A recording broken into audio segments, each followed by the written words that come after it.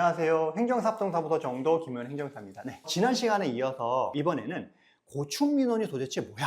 라는 부분에서 한번 얘기를 해보려고 합니다. 그래서 그런 부분에 대해서 오늘 이론적인 부분인데 깊게는 하지 않을 거예요.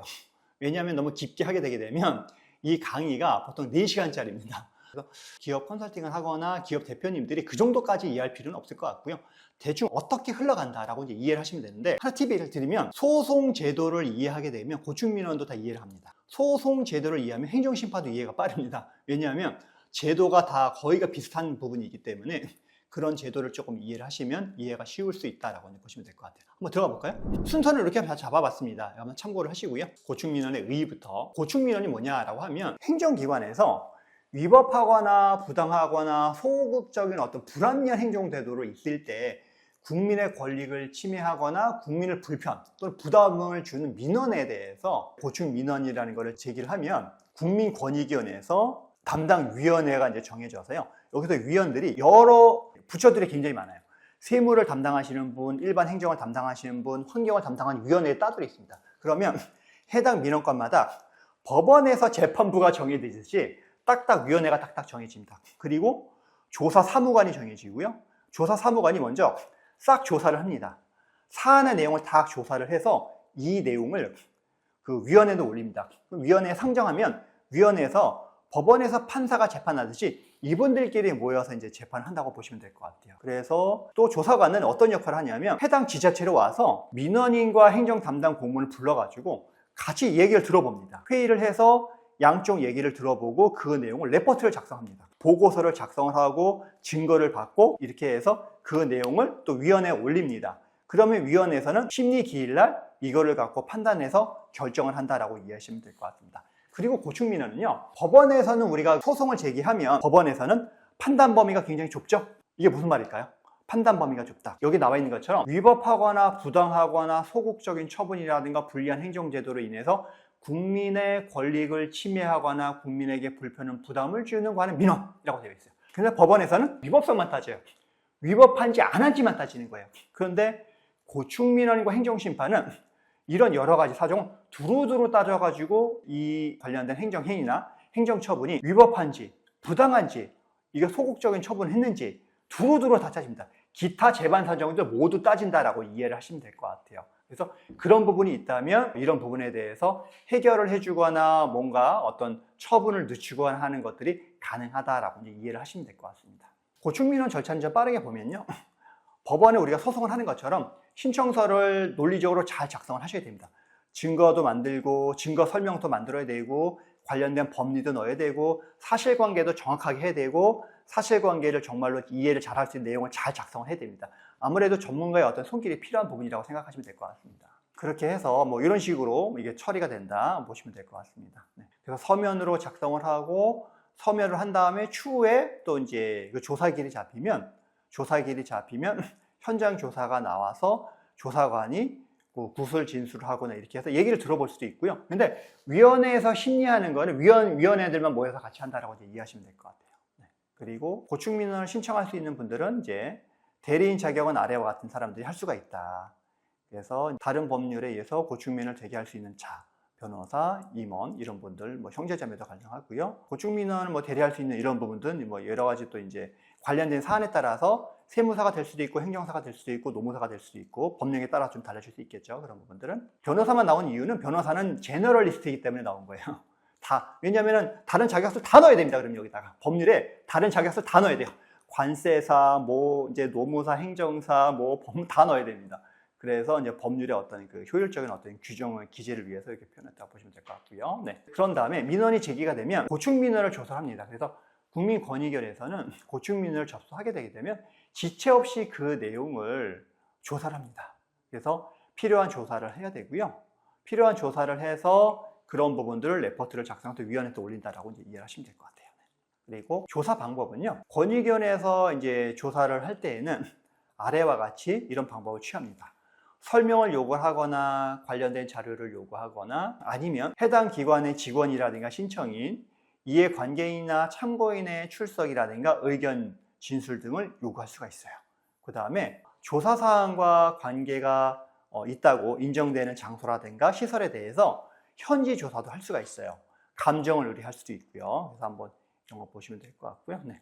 그 다음에 직원이 현지 조사를 하거나 이런 걸 할 때에는 진술을 듣고 그 권한을 표시하는 증표를 반드시 제시해야 된다는 부분들 한번 이해하시면 좋을 것 같아요. 그래서 관계인에게 그런 부분을 내보여야 된다라는 부분들, 너무 실무적인 부분에 대해서 이왕이면 알고 계시는 게 좋을 것 같아서 말씀드리고요. 고충민원 이제 하게 되면 의결을 어떻게 하냐면, 결정을 하게 되는 거는 국민권익위원회에서 조사 중이거나 조사가 끝난 고충민원에 대한 어떤 공정한 해결을 위해서는요, 필요한 조치를 당사자에게 제시를 하고 합의를 권고하는 경우들도 있다. 합의를 하는 경우도 있고 조정을 하는 경우들도 있습니다. 그래서 다수인이 관련되어 있거나 사회적 파급 효과가 크다고 인정된 이런 부분에 대해서는 신속하고 공정한 해결을 위해서는 직권으로 조정을 하거나 당사자의 신청에 의해서 조정을 할 수가 있다라고 이해를 하시면 될 것 같습니다. 네. 이 조정은요, 민법상 화해와 같은 효력이 있다라고 이해하시면 될 것 같아요. 그 다음에 의견 제출 기회도 부여를 합니다. 그래서 국민권익위원회에서 관계 행정기관과의 어떤 장애에게 권고 또는 의견 표명을 하기 전에 그 행정기관과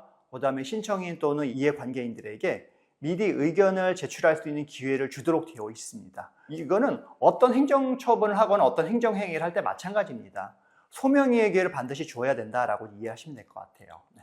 그 다음에 권익위원회에서는 고충민원의 어떤 결정 내용을 지체 없이 신청인과 관계 행정기관의 장애에게 통지를 해야 됩니다. 그런 내용들 이제 법원에서 판결문을 송달하는 절차하고 비슷하다고 보시면 될 것 같아요. 그리고 권고 또는 의결을 받은 관계 행정기관의 장은 이를 존중합니다. 보통은요, 행정기관에서는 이걸 부인하지 않습니다. 우리 인정 못해. 소송으로 가. 행정심판으로 가. 이런 거 거의 없습니다. 대부분 다 따릅니다. 일단 공무원들도 명분이 생겼어요.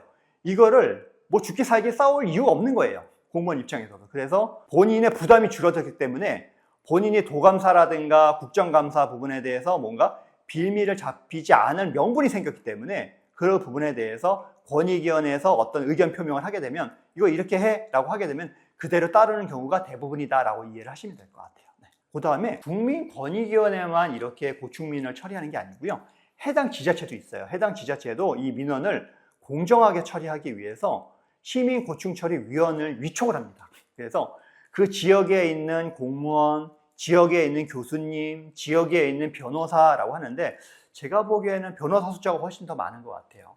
왜냐하면 변호사는 제너럴리스트이기 때문에 그런 부분에 변호사 선임을 좀 많이 하시는 것 같고요. 그렇게 해서 지방단체나 그 소속기관의 고충민원 처리와 행정기관의 어떤 제도 개선을 위해서 지방자치단체 시민고충처리위원을 둘 수 있다라고 해서 대부분 둔다라고 이제 보시면 될 것 같아요. 그렇게 해서 이제 시민고충처리 업무는 앞서서 국민권익위 업무와 똑같습니다. 이제 민원이 발생된 부분에 대해서 접수가 들어오면 위법성, 부당성이라든가 소극민원이라든가 그 다음에 여러 가지 기타 재반 사정들, 행정기관의 불합리한 제도 이런 것들, 법원에서 그런 거 안 하잖아요. 공무원이 소극적으로 이래요 라운드 해서 법원에서 소송한다고 해결해 주는 안 하잖아요.